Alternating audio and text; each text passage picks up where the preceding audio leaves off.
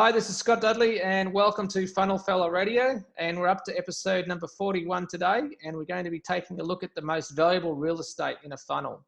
So one thing many marketers get confused about is how long you should wait to try to sell someone something who has just opted in as a lead. And there's two schools of thought here. Some people say that you're better off building a relationship, building up the value, and then eventually asking them to purchase something, and basically taking advantage of the law of reciprocity, which was in Robert Cialdini's book, Influence, which, there's a lot of merit in that. And then there's other people that think that if you wait too long, then you're going to lose people, they'll forget about you, and you've wasted your time and money. So, the big question here is, should you wait and build a relationship first before asking them to buy something or not?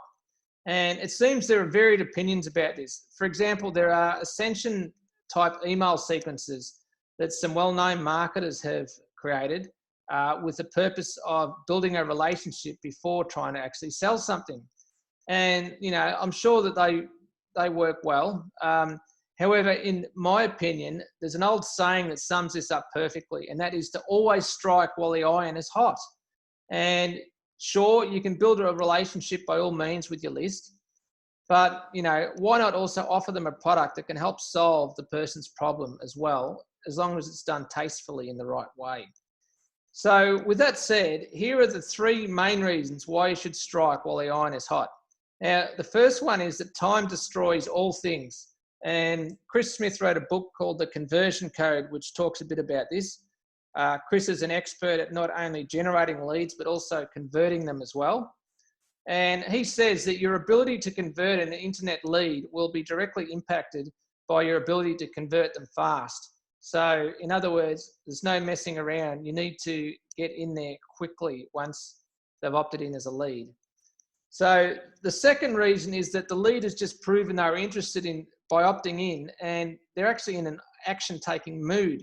So why not capitalize on the micro commitment that they've just taken? Now, Ryan Levesque talks a bit about micro commitments, but basically the principle is that if they've taken the first step, then that means that it's a lot easier to get them to then take the next step to actually purchase something.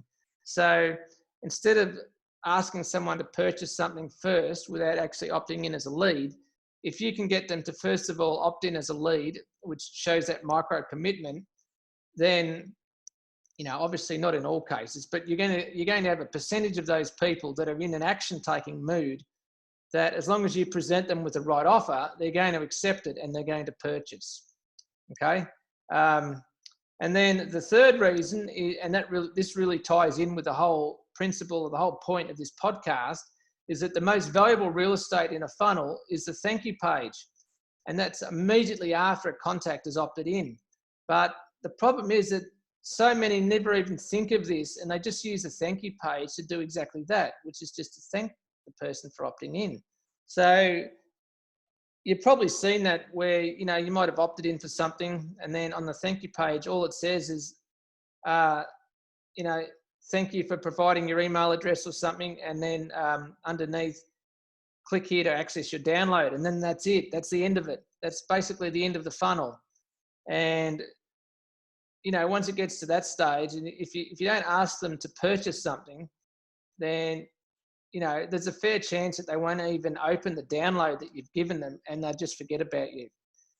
So, obviously, if the new lead doesn't convert on the thank you page, then you need to add as many follow-up attempts as possible via email and retargeting, and also possibly SMS. So, a percentage of people will purchase that product that you offer on the thank you page, and a percentage won't. For those that don't, then as long as you set it up so that it only goes to the people that don't purchase that product, then you send them out an email sequence, 5, 7, 10 emails, whatever, with the objective, and every email should have an objective. The objective of the email is to get them back onto that order page to purchase. Now, obviously these emails, they can't just be pitch. They have to be emails that provide value, entertaining emails, and they have to actually pique the interest of the prospect. Otherwise, they're not even going to open them. If they do open them, then they'll just close them. All right, so that's where you've got to get the right balance between entertainment and education, and then also pitch. So, and there's an art to that. And then with retargeting, they don't even have to opt in for you to follow up with them. So if you're not following up with retargeting, then you're leaving a ton of money on the table, because you can follow people all around the web as long as you've pixeled them on that on your lead capture page. And then, yeah, I mean, you can either show them offers, or you can maybe offer them a different lead magnet. But, they've already shown intent by clicking on an ad or clicking on a link to get to that lead capture page. So why not retarget them as well? And you can also retarget the people that did opt in, and you can, with the goal of getting them back to the order page to purchase the product, or maybe purchase something else. But I mean, it costs nothing to pixel them. So at the very least, you should have it set up so that you're adding them to your retargeting list. And then the other one as well is SMS or text messages. Now, I've never actually set this up or done this, but obviously text messages have a much higher open rate than email.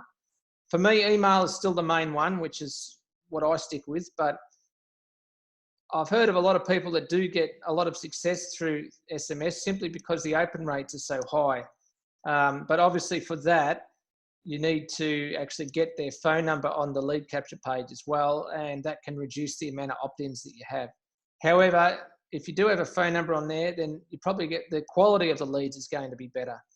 And there's a good service called Twilio that you can use for the SMS messages as well.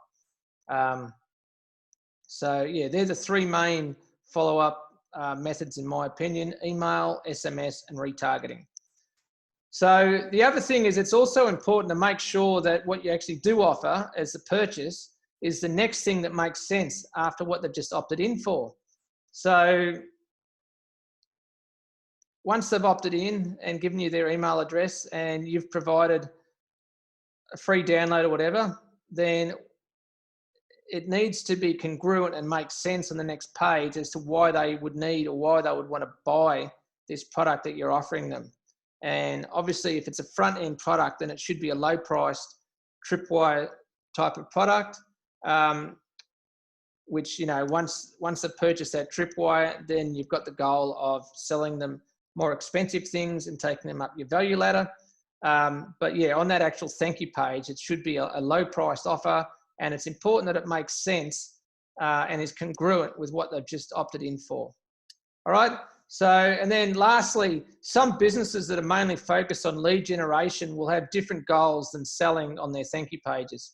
So for some businesses, it will be important to try to get them to actually schedule an appointment, or if they have provided their phone number, then that's where you want to actually call them to follow up as well. So if you've got their phone number, you actually ring them. So I guess that's the benefit of the SMS follow-up, is that you've got their phone number, so you can not only text them, but you can also call them as well. But yeah, the point I'm trying to make here is that it's not always about actually selling them a product on the thank you page. It depends on what type of business that you've got, but the objective has to be to get them to that next level, to take them up your value ladder, and you want to pre-frame them, to actually take the next step with an appropriate message that makes sense on that next page. So anyway, that's pretty much all I've got for today. Hopefully you got some value out of that, and I'll catch up with you soon on the next episode of Funnel Fella Radio. Bye for now.